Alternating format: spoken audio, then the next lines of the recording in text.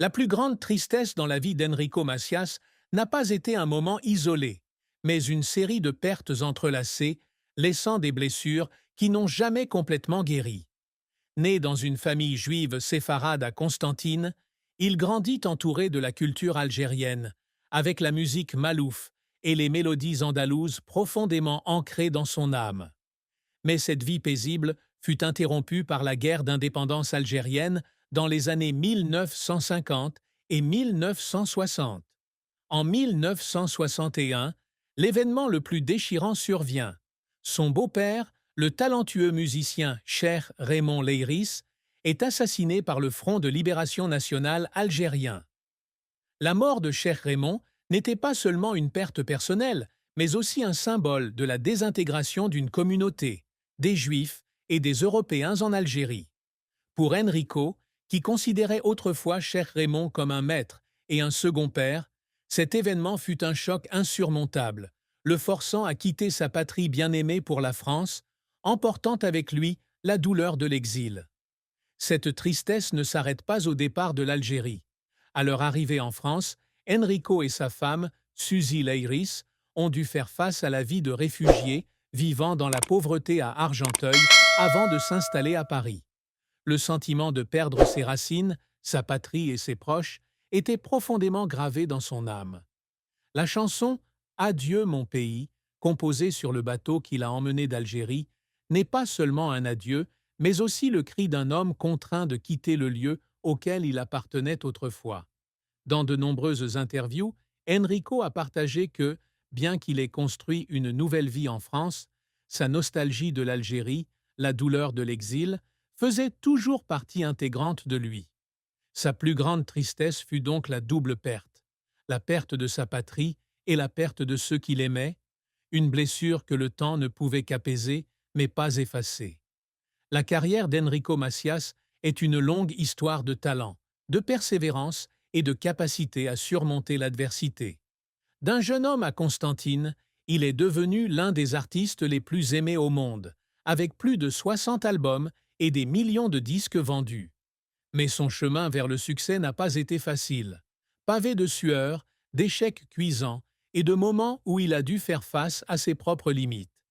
Le parcours d'Enrico a commencé dès ses débuts en tant que jeune guitariste dans le groupe de Cheikh Raymond Leiris à Constantine. Bien qu'il rêvait de devenir musicien, il a choisi une voie plus stable, en devenant enseignant. Mais la musique était toujours le feu qui brûlait en lui. À son arrivée en France, en 1961, il se heurte à de nombreuses difficultés. Les premières représentations dans les cafés et clubs parisiens n'apportèrent pas beaucoup de succès. Il a essayé de traduire des chansons malouf en français, mais le public ne l'a pas accueilli avec enthousiasme. Cet échec l'oblige à repenser sa direction, le forçant à créer un nouveau style, combinant la musique algérienne avec la pop française. Le tournant le plus important se produit en 1962, lorsqu'Enrico rencontre Raymond Bernard de Pathé. Il enregistre Adieu mon pays, une chanson qui capture la douleur de l'exil et devient immédiatement un phénomène à la télévision française. La chanson a non seulement touché le cœur des réfugiés algériens, mais a également captivé le public français avec sa mélodie émouvante. En 1963, il part en tournée avec Paola et Billy Bridge, et en 1964, il se produit à l'Olympia, l'une des salles les plus prestigieuses de Paris. À partir de là, la carrière d'Enrico a décollé.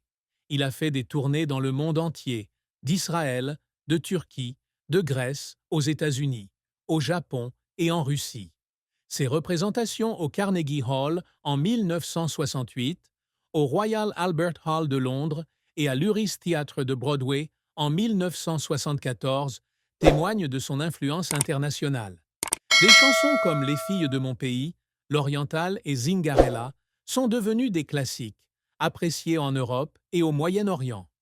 Mais la carrière d'Enrico n'a pas été sans revers. L'un de ses plus grands revers fut son interdiction de se produire dans de nombreux pays arabes pendant de nombreuses années en raison de sa position pro-israélienne. Bien qu'il ait toujours mis l'accent sur un message de paix et d'amour, ses opinions politiques ont été controversées. l'éloignant de certains publics au Moyen-Orient. Cet échec a brisé le cœur d'Enrico, car il avait toujours voulu que sa musique soit un pont entre les cultures. Un autre échec fut sa tentative de percer dans le métier d'acteur.